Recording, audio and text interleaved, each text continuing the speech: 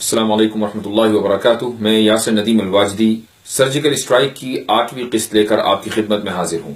زی news پر طارق فتح کا جو شو چل رہا ہے، دراصل وہ ایک خاص ذہنیت اور خاص ایجنڈے کو سامنے رکھ کر چلایا جا رہا ہے، جس کا مقصد صرف اور صرف مسلمانوں کو اور اسلام کو ہندوستان میں بدنام کرنا ہے۔ میں نے طارق فتح کو ایک ہفتے پہلے ٹویٹر پر چیلنج کیا تھا، لیکن طارق نے میرے ساتھ ڈیبیٹ کرنے سے انکار کر دیا، چونکہ اس کو معلوم ہے کہ اگر اسٹینڈرڈ رول کی روشنی میں اس کی کسی کے ساتھ ڈیبیٹ ہو گئی تو اس کا ایجنڈا فوراً فاش ہو جائے گا، اس کا راز فاش ہو جائے گا اور دنیا کو پتہ چل جائے گا کہ اس کا کیا مقصد ہے اور وہ اپنے شو میں کتنا جھوٹ پھیلاتا ہے۔ طارق فتح سے متعلق سب سے پہلی ویڈیو میں نے اس کا ایک مختصر سا تعارف ذکر کیا تھا۔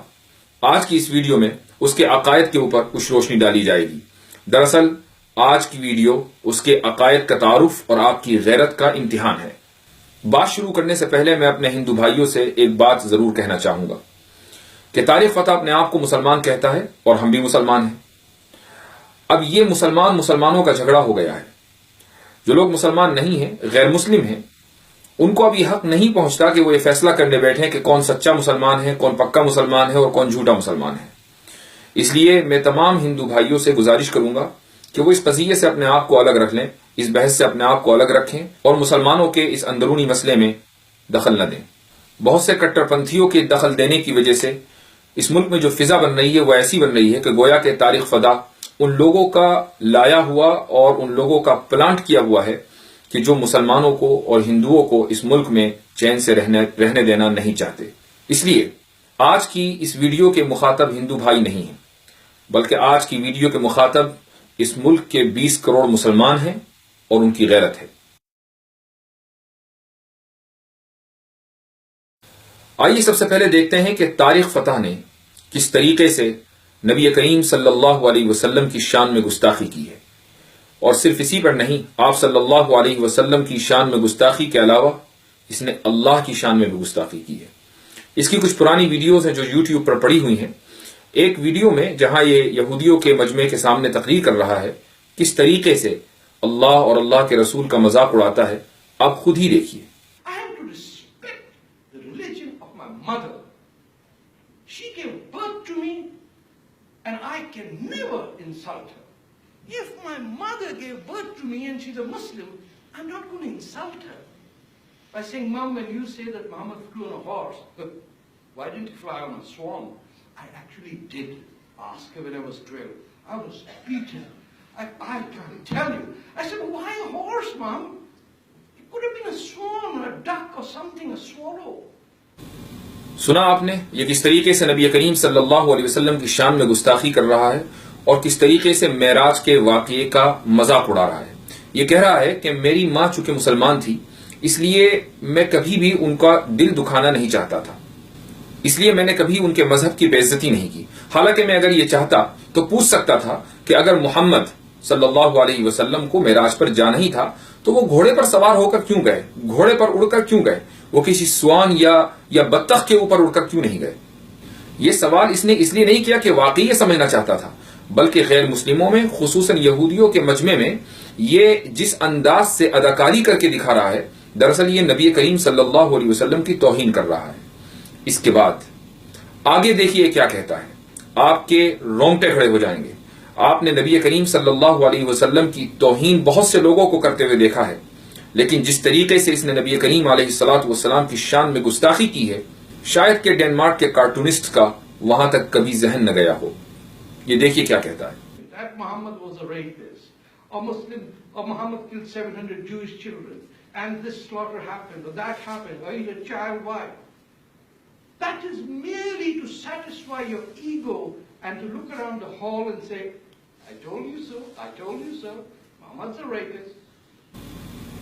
آپ نے دیکھا کہ اس نے کیا کہا۔ اس نے جس انداز سے نبی کریم صلی اللہ علیہ وسلم کی شان میں گستاخی کی ہے، دراصل اس بات کا ترجمہ کرتے ہوئے بھی روح کانپتی ہے۔ اس شخص نے علیاذ باللہ نبی کریم صلی اللہ علیہ وسلم کو قاتل، 700 یہودیوں کا قاتل اور ریپسٹ بتلایا ہے، یعنی ریپ کرنے والا۔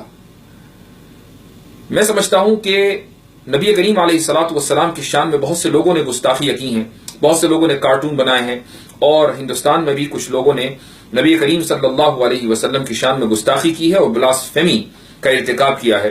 فریڈم آف ایکسپریشن کا ناجائز فائدہ اٹھاتے ہوئے، لیکن جس انداز سے اس شخص نے نبی کریم علیہ الصلوۃ والسلام کی شان میں گستاخی کی ہے، آپ کو اس کی نظیر نہیں ملے گی۔ یہ سنانا میری مجبوری تھی، اس لیے کلپ کے اس حصے کو اس ویڈیو میں شامل کیا گیا ہے، ورنہ نبی کریم علیہ الصلوۃ والسلام کی شان میں گستاخی کرنے والے کی گستاخی کو نقل کرنا بھی گناہ ہے۔ اب آگے دیکھیے، یہ خود ہی اپنا واقعہ سناتا ہے کہ ہم کس طریقے سے قرآن کریم کا مذاق اڑایا کرتے تھے۔ اگر یقین نہیں آتا تو خود ہی سنیے، یہ دیکھیے کیا کہتا ہے۔ You know, throughout my time in university, almost everyone I knew was an atheist. We would go in the university bus singing parody about Quranic verses. یہ کہہ رہا ہے کہ جس زمانے میں میں یونیورسٹی میں پڑھتا تھا تو میرے جتنے جاننے والے تھے وہ سب کے سب ایتھیسٹ، ملحد یعنی خدا کے وجود کا انکار کرنے والے تھے، اور جب ہم بس میں بیٹھ کر جایا کرتے تھے تو ہم سب لوگ قرآن کی آیتوں کا مذاق اڑایا کرتے تھے۔ تو نبی کریم صلی اللہ علیہ وسلم کی شان میں گستاخی کے بعد اس نے قرآن کریم کی بھی توہین کی ہے۔ لیکن یہ شخص یہیں نہیں رکا، بلکہ قرآن کریم پر ایمان نہ لانے کی اس نے بڑی بوگس دلیل دی ہے۔ آپ اس دلیل کو سنیے اور خود جانیے، خود فیصلہ کیجیے کہ کیا یہ شخص مسلمان ہو سکتا ہے۔ So what is it to be a Muslim? Obviously you don't need the Quran. I'm talking blasphemy now, but I'm talking facts. If it took 23 years for the Quran to come to earth, and most of the Muslims around Muhammad, whether it was Ali or Abu Bakr or his wife Khadija, or the 110 who after 10 years went to Medina to take safety under the Jewish city of Medina, how did they become Muslim? Obviously they didn't have the Quran or the Hadith, which means I could be a Muslim without. Because all I need to do is follow monotheism, follow the Jewish practice, and Islam ultimately becomes Judaism planted on Arab pagan culture. اس شخص نے اس clip میں اپنا agenda واضح کر دیا۔ اس نے یہ کہا کہ نبی کریم صلی اللہ علیہ وسلم کی بعثت کے بعد 13 سال تک مسلمان مکے میں رہے ہیں، پورا قرآن کریم تو نازل نہیں ہوا تھا، اور اس کے بعد یہ مسلمان مکے سے ہجرت کر کے یہودی شہر مدینہ پہنچے، اور یہاں پر بھی ان کے پاس نہ پورا قرآن تھا نہ ساری حدیثیں تھیں، اس کے باوجود بھی وہ مسلمان تھے۔ اس کا مطلب یہ ہے کہ پورے قرآن پر ایمان لانا ضروری نہیں ہے۔ اب آگے یہ کہتا ہے کہ اگر میں قرآن پر ایمان لائے بغیر صرف اللہ کے ایک ہونے کو مان لوں اور یہودیت فالو کرنا شروع کر دوں تو میں مسلمان ہوں۔ یہ ہے اس شخص کا عقیدہ۔ کیا اتنی صراحت کے بعد، اتنے واضح الفاظ سامنے آنے کے بعد، کیا ابھی بھی کسی کو شک ہے کہ اس کا ایجنڈا کیا ہے؟ کیا ابھی بھی کوئی یہ سمجھتا ہے کہ یہ شخص مسلمان ہے اور یہ مسلمانوں کو ہندوستان میں آئینہ دکھانے کے لیے آیا ہے کہ سچے مسلمان اور اچھے مسلمان کون ہوتے ہیں؟ آگے چلیے، اب میں آپ کو ایک ٹاک شو میں لے کر چلتا ہوں جہاں طارق فتح ایک شخص کے ساتھ فریڈم آف ایکسپریشن کے موضوع پر ڈسکشن کر رہا ہے، اور کس طریقے سے اس شخص نے سورہ فاتحہ کا مذاق اڑایا اور اس کے بعد اللہ رب العزت کی شان میں گستاخی کی۔ آپ خود دیکھیے۔ سورہ فاتحہ میں بھی آ جائیے تو اوپننگ چیپٹر کے اندر ہی کرسچنز، اور اوپننگ فرسٹ پیج میں تو کرسچنز اور جوز کے بارے میں کیا لکھا ہوا ہے؟ کوئی آیا ہے جس نے کہا کہ بند کرو یہ کتاب؟ اس سے زیادہ واضح ثبوت آپ کو اور کیا چاہیے؟ یہ شخص چاہتا ہے کہ قرآن کریم پر پابندی لگے۔ قرآن کریم کی شان میں اگر کوئی گستاخی کر سکتا ہے، اس کی توہین کر سکتا ہے، تو قرآن پر اعتراض کرنا تو چھوٹی بات ہے۔ یہ چاہتا ہے کہ قرآن کریم پر پابندی لگے، اور یہ کہہ رہا ہے کہ قرآن کریم کے پہلے چیپٹر میں ہی یہود اور نصارہ کے خلاف آیتیں ہیں، اس لیے قرآن کریم کو بند کرنے کا مشورہ دیا جا رہا ہے۔ اب آپ اگلی کلپ دیکھیے اور اس سے آپ کو اندازہ ہوگا کہ یہ شخص نہ اللہ کا ہے، نہ اللہ کے رسول کا ہے، نہ قرآن کا ہے، نہ اسلام کا ہے، یہ کس دین کا ہے اور کس مذہب کا ہے یہ اللہ سبحانہ و تعالی بہتر جانتے ہیں۔ اگلی کلپ ملاحظہ کیجیے۔ تو ہم نے اپنی بچی کو، میں نے یہ کہا کہ it is the air we breathe, you know, the water, everything is God. مجھے کسی نے کہا یہ تو آپ نے ہندو بلیف سکھا دیا، تو میں اسے کیا کہوں کہ اوپر چوکیدار بیٹھا ہوا ہے، آسمان میں ایک بہت بڑے پیکاک تھرون پہ ہنٹر ہاتھ میں لیے، وہ اللہ بتایا ہے نا ہمیں، تو جو بولتا اس کی پٹائی ہوتی ہے۔ یہ کوئی خدا ہے؟ جس دن آپ کو زیادہ ڈر لگتا ہے، آپ کا بی اے کا ایگزام ہوتا ہے، اس دن آپ مذہبی ہو جاتے ہیں، اب جا کے نفلیں پڑھتے ہیں کہ اللہ اچھے مارکس آ جائیں۔ جس دن آپ کا فرسٹ ڈویژن آ جاتی ہے اس دن آپ بھول جاتے ہیں۔ تو اگر اوپر والا ہے تو وہ انجوائے کرتا ہوگا اس چیزوں کو کہ دیکھو یار اس کو اچھے مارکس بھی دلوایا، اس نے تھینک یو کارڈ نہیں بھیجا۔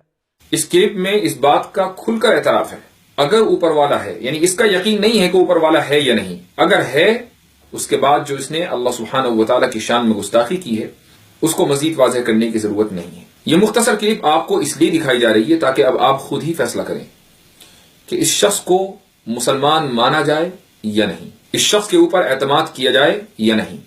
جو بات یہ کہہ رہا ہے کیا اس بات کے اندر کوئی سچائی ہو سکتی ہے یا نہیں؟ مجھے یقین ہے کہ اس مختصر کلپ کے بعد آپ کو اندازہ ہو گیا ہوگا کہ اس کا ہڈن ایجنڈا کیا ہے۔ اب سوال آپ کی غیرت کا ہے، 20 کروڑ مسلمانوں کی غیرت کا ہے۔ اس ویڈیو کو دیکھنے کے بعد آپ اپنی غیرت چیک کیجئے اپنے دل میں، اگر موجود ہے تو بہت اچھی بات ہے، اور اگر نہیں ہے تو آپ بھی گھر بیٹھیں اور ہم بھی گھر بیٹھتے ہیں۔ لیکن ہاں یہ ضرور یاد رکھیے گا کہ نبی کریم صلی اللہ علیہ وسلم کو منہ دکھانا ہے، اور آپ صلی اللہ علیہ وسلم کی شان میں گستاخی کرنے والوں کے خلاف کم سے کم اتنی کارروائی تو ہونی چاہیے ملک کے قانون کی روشنی میں کہ ان کا شو فوری طور پر بند ہو جائے، اور جس چینل کے اوپر وہ شو چل رہا ہے اس چینل پر فوری طور پر پابندی لگے۔ اس لیے میں 20 کروڑ مسلمانوں کو اور ان کی غیرت کو دعوت دیتا ہوں اس ویڈیو کلپ کے ذریعے۔ جزاکم اللہ خیر الجزا، والسلام علیکم ورحمۃ اللہ وبرکاتہ۔